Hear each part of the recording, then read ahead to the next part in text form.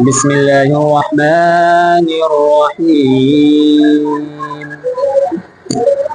الحمد لله رب العالمين الرحمن الرحيم مالك يوم الدين إياك نعبد وإياك نستعين اهدنا الصراط المستقيم صراط الذين أنعمت عليهم غير المغضوب عليهم ولا الضالين آمين. والمطلقات يتربصن بأنفسهن ثلاثة قروء ولا يحل لهن أن يكتمن ما خلق الله في أرحامهن إن كن يؤمن بالله واليوم الآخر وبعولتهن أحق بردهن في ذلك إن أرادوا إصلاحا ولهن مثل الذي عليهن بالمعروف وللرجال عليهن درجة والله عزيز حكيم. اللہ فرماتا ہے یہ طلاق کا ہی باب ہے اور طلاق والیاں اپنی جانوں کو روکے رکھے 3 حیض تک، یعنی وہ طلاق والی عورت جس کو طلاق دے دیا گیا وہ 3 حیض تک شادی نہیں کر سکتی. ہاں، جس کو عدت کہتے ہیں. اور عدت کتنے دنوں کا ہے؟ 3 حیض کا. ہاں 3 حیض کا، کیونکہ 3 مہینہ 13 دن میں وہ 3 حیض پورے ہو جاتے ہیں. کیونکہ حیض آنے کا وقت کیا ہے؟ 28 دن سے لے کر کے 35 دن کے اندر میں حیض سمجھ رہے نا، خاص دن ناپاکی کے دن اس میں آ جاتے. اور انہیں حلال نہیں کہ چھپائے وہ جو اللہ نے اس کے پیٹ میں پیدا کیا. یعنی اگر وہ پریگننٹ ہے، وہ حمل سے ہے، تو بتا دے کہ میں حمل سے ہوں. کیوں؟ اس لیے کہ جب تک وہ حمل میں رہے گی دوسری شادی نہیں کر سکتی. اگر حمل میں ہے، جب تک وہ بچہ پیدا نہیں ہو جائے گا وہ دوسری شادی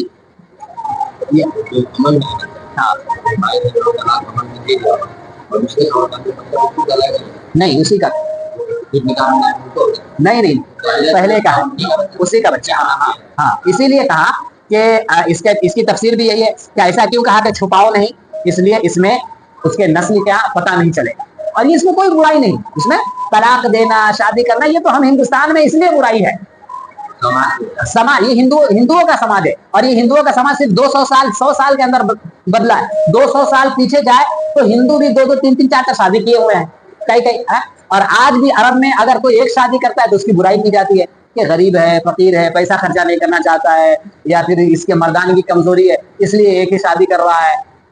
وہاں تو ابھی شادی طلاق ہوا اور دوسرے دن رشتہ آ جائے گا کہ عدت کے بعد میرے سے شادی کر لینا. یہ نہیں دیکھا جاتا ہے کہ اس کے پاس 2 بچے 3 بچے. وہ بچے اس کے باپ کی ذمہ داری ہے. وہ جو بچہ ہے وہ کس کی ذمہ داری ہے؟ باپ کی ذمہ داری ہے. صحیح، ظاہر سی بات ہے، جو پیدا کیا اس کی ذمہ داری ہے. اب اس کا دوسرا شوہر جو بن رہا ہے وہ کسی کے بچے کی ذمہ داری کیوں لے گا؟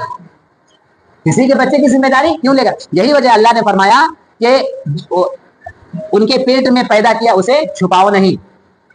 اگر اللہ اور قیامت پر ایمان رکھتی ہے، یعنی اگر وہ ایماندار عورت ہے تو ایسا ہی کرے گی جیسا اللہ تعالیٰ نے اسے حکم دیا ہے. آگے دیکھیں. اور ان کے شوہروں کو اس مدت کے اندر ان کے پھیر لینے کا حق پہنچتا ہے اگر ملاپ چاہے. اور عورتوں کا بھی حق ایسا ہی ہے جیسا ان پر شرع کے موافق، اور مردوں کو ان پر فضیلت ہے اور اللہ غالب حکمت والا ہے. یعنی اللہ نے فرمایا کہ دونوں کی ذمہ داری دونوں کے حق برابر ہے. شوہر کے بھی حق برابر ہے اور بیوی کے بھی حق برابر ہے. بس فرق یہ ہے کہ دونوں کی ذمہ داریاں الگ الگ ہیں. دونوں کی ذمہ داریاں الگ الگ ہے. وہ ذمہ داری کیا؟ مرد باہر جائے گا، کمائے گا، پسینہ بہائے گا، دھوپ میں کھٹے گا اور اپنی بیوی کے لیے چھت کا، پنکھا کا اور ہوا کا اور پانی کا اور کھانے کا، پینے کا، کپڑے کا، رہنے سہنے کا انتظام کرے گا. اور اس عورت کی ذمہ داری کیا ہے؟ اس عورت کی ذمہ داری یہ ہے کہ اس مرد کی جو اولاد ہے اس اولاد کی اچھی پرورش کر کے سماج میں ایک معزز اور باوقار اور بہترین انسان پیدا کر کے دینا ذمہ داری. دونوں کا حق برابر ہے، دونوں کا حق، بس ذمہ داری الگ ہے. جس طرح سے مرد عورت کو طلاق دے سکتا ہے اسی طرح سے عورت مرد سے خلا کے ذریعے طلاق لے سکتی ہے. اگر کسی عورت کا کسی شوہر کے ساتھ نہیں چل رہا ہے وہ عورت جائے گی قاضی شہر کے پاس اور اپنی پریشانی بیان کرے گی اور اس سے وہ طلاق لے لے گی. یا پھر کسی اور وجہ سے اس کا نہیں چل رہا، گزارا نہیں ہو رہا ہے. جس طرح سے مرد کا گزارا عورتوں کے ساتھ نہیں ہو تو وہ طلاق دے سکتا ہے، اسی طرح سے اگر عورت کا گزارا مرد کے ساتھ نہیں تو وہ بھی خلا. اللہ، یہ دین اسلام ہے. یہ خوبصورت نظر ہے. اللہ تعالیٰ نے دونوں کو ایک ہی جان سے پیدا کیا, آدم و حوا سے, اور اللہ تعالیٰ کی نظر میں دونوں کی اہمیت برابر ہے. اللہ کی نظر میں مردوں کی اہمیت کوئی زیادہ نہیں ہے, عورتوں کی اہمیت کوئی کم نہیں ہے, دونوں برابر ہے. دونوں میں جو زیادہ عبادت گزار ہوں گے ان کا مرتبہ زیادہ ہے. اب رہ گئی, لیکن اس میں ایک بات ہے کہ اللہ تعالیٰ نے وَلِلرِّجَالِ عَلَيْهِنَّ دَرَجَةٌ, کہ مردوں کو ان پر فضیلت دی ہے, یعنی مردوں کا ایک درجہ حق زیادہ ہے, مردوں کا ایک درجہ حق زیادہ ہے. یعنی اس کا مطلب یہ ہے کہ مرد اس پر پیسے خرچ کرتا ہے, پسینہ بہاتا ہے, اور اس کے لیے رہنے سہنے, کپڑے اور دکان مکان اور تمام ضرورتیں پوری کرتا ہے اس کا, اس لیے ایک حق زیادہ ہے. کہ اگر وہ حق زیادہ ہونے کا مطلب یہ ہے کہ سب سے پہلے اس انسان کو تو زور سے بولنا نہیں چاہیے اپنے بیوی کو, لیکن اگر بول دے تو عورت معاف کر دے, اس کے بعد کو ذہن میں نہ لائے. اور یہ حق عورت کو نہیں ہے کہ وہ اپنے شوہر سے لڑے جھگڑے, یا اپنے گھر کی بات باہر کرے, اور اگر شوہر کی کوئی کمی بیشی ہو تو اپنے باپ دادا کو کہے, اور جو کہ آج کل ہوتا ہی ہے. ایسا ہونے کی وجہ کیا ہے کہ اس کو تعلیم ہی نہیں دیا آپ نے. اگر وہ یہ قرآن پڑھ کر جائے گی تو آپ کو لگتا ہے کہ بدمعاشی کرے گی, لیکن پڑھی ہی نہیں. اب کیا کرتے ہیں, دوسری بات آپ کو عرض کرتے, سبق تو ختم ہو گیا, اور اللہ غالب حکمت والا. ایسا ہونے کی وجہ کیا ہے؟ ایسا ہونے کی وجہ یہ ہے کہ ہم نے اپنے بچوں کو پڑھایا نہیں. مدرسے میں کیا پڑھوایا ہم نے اپنے بچے کو؟ حضرت بس کسی طرح سے ہمارا بچہ کا قرآن ختم ہو جائے. ارے بھائی, ایسا قرآن پڑھنے کا کوئی فائدہ ہی نہیں ہے. قرآن کا مقصد یہ ہے کہ قرآن کو سمجھو اور قرآن پر عمل کرو. اگر ہر چیز کے پیچھے ایک مقصد ہے, پنکھا کے پیچھے مقصد ہے کہ یہ ہوا دے, اگر یہ پنکھا ہوا دینا بند کر دے تو یہ پنکھا بیکار ہے. اسی طرح سے قرآن کا مقصد ہے کہ قرآن کو سمجھ کر کے پڑھا جائے. اگر قرآن کو سمجھ کر کے نہیں پڑھتے ہو تو مطلب کیا بنتا ہے, اس کا کیا بنتا ہے؟ میں آپ سے پوچھتا ہوں, بتائیے, دنیا میں کوئی ایسی کتاب ہے جس کو بنا سمجھے پڑھتا ہے؟ کوئی بھی کتاب, لیکن صرف قرآن جو سب سے بڑی کتاب ہے اسی کو بنا سمجھے پڑھتا ہے, اسی کو بنا سمجھے پڑتا. بتائیے, مولوی بھی ویسے اور عوام بھی ویسی. مولوی صاحب بھی سوچتے چھوڑو یار, کیا جائے اس کے پیچھے دماغ کھپانے کے لیے, اس کو کون جائے گا اتنی, کیونکہ قرآن سمجھانے کے لیے بہت کچھ محنت کرنا پڑتی ہے اور بہت وقت لگتا ہے. 3 سے 4 سال, کم سے کم 5 سال لگیں گے, تب اس لیول پر انسان جائے گا کہ قرآن شریف سمجھنے لائق ہو جائے گا. جو کہ ہر شخص کی ذمہ داری کہ اپنے اولاد کو اتنا سمجھا دے اور اتنا ضرور پڑھا دے کہ وہ قرآن شریف سمجھنے لائق ہو جائے. لیکن ہم تو کسی طرح سے ختم ہونا چاہیے. ارے بھائی, ختم کر کے کیا کر لے گا تو؟ ختم کر کے کیا کر لے گا تو؟ کیا فائدہ ہوگا تیرا قرآن ختم کرنے کا؟ کوئی فائدہ نہیں, کوئی فائدہ نہیں. اور اللہ کا, اور اس کے ثواب بھی کم ہے. کیا ثواب تو پڑے گا تو ملے گا, لیکن ثواب بھی کم ہے, اور وہ ثواب میں جو طاقت ہونی چاہیے وہ طاقت نہیں ہے. اللہ کے کیونکہ سمجھا نہیں کیا. اب ہم پورا 30 پارہ پڑھ گئے اور ہم کو معلوم ہی نہیں کہ کیا ہے. حضرت عمر رضی اللہ تعالی عنہ جب قرآن شریف کی تلاوت کرتے تو نماز پڑھاتے پڑھاتے گر جاتے تھے. وہ کیوں؟ جب وہ اللہ کی ڈر والی آیت پڑھتے تو اس کے اوپر اتنا ڈر چھا جاتا تھا کہ وہ گر جاتے تھے ڈر کے مارے.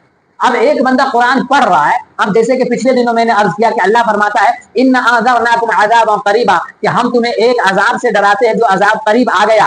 یوم ینظر المرء ما قدمت یدا, جس دن لوگ دیکھیں گے جو اپنے ہاتھوں آگے بھیجے. وَيَقُولُ الْكَافِرُ يَا لَيْتَنِي كُنتُ تُرَابًا, اور کافر ڈر کے مارے اور حسرت سے کہیں گے کہ الہی آج مجھے مٹی کر دے. اب یہ بندہ پڑھے گا, سمجھے گا, تو اس کے دل میں ڈر آئے گا. نہیں, اللہ تعالیٰ کا یہ حکم ہے. اور اللہ تعالیٰ نے جگہ جگہ فرمایا کہ ثُمَّ لَتُسْأَلُنَّ يَوْمَئِذٍ عَنِ النَّعِيمِ, کہ تم سمجھتے ہو کہ تم کو جو میں نے نعمتیں دی ہے اس کا حساب کتاب نہیں ہوگا. نہیں, فَمَن يَعْمَلْ مِثْقَالَ ذَرَّةٍ خَيْرًا يَرَهُ, کہ اگر ایک ذرہ برابر نیکی کرو گے اس کا بھی بدلہ دیکھنا تمہیں. وَمَن يَعْمَلْ مِثْقَالَ ذَرَّةٍ شَرًّا يَرَهُ, اگر ایک ذرہ برابر بدمعاشی کرو گے اس کا بدلہ بھی دیکھو گے تم نے. اور جب قرآن کو سمجھ کر کے پڑھے گا ہی نہیں انسان تو یہ چیزیں کہاں سے آئے گی اس کے اندر؟ اللہ کا ڈر کہاں سے آئے گا بتائیے. ابھی ایک انگریز مسلمان ہوا تو اس نے کہا کہ قرآن سے بہتر کتاب دنیا میں کوئی ہے ہی نہیں, اور مسلمانوں سے زیادہ بیل کوئی ہے ہی نہیں. کہ سمجھتا ہی نہیں اس کو. سنیں کہ اللہ تعالیٰ نے قرآن شریف کا سمجھ کر کے پڑھیے, اس کی بات ہی جدا ہے. جس دن جو بندہ پورے قرآن کو سمجھ کر کے پڑھ لے گا نا, پورے قرآن کو سمجھ کر کے پڑھ لے گا نا, میں لکھ کر دیتا ہوں وہ نیک بن جائے گا. اور کوئی کافر پڑھ لے گا وہ مسلمان ہو جائے گا. اگر کوئی کافر پڑھ لے نا تو میں لکھ کر دیتا ہوں مسلمان ہو جائے گا. 2017 سے لے کر 2023 تک 5 لاکھ لوگ مسلمان ہوئے کافر. وہ سب ہم کو اور آپ کو دیکھ کر تھوڑی ہوا, یہ قرآن پڑھ کر کے مسلمان ہوا. 5 لاکھ مسلمان, بتائیے. اور ہم پڑھتے ہی نہیں, ہم مدرسہ میں بھی بھیجے تو جیسے تیسے مولانا صاحب کو. دوسری بات ہے کہ عوام کی بھی غلطی ہے, مولانا صاحب کو تنخواہ ہی نہیں دیجیے گا تو ڈنڈی ماریں گے. ظاہر سی بات ہے, اب کسی انسان کو جب پیٹ ہی نہیں بھرے گا کیا کرے گا بتائیے؟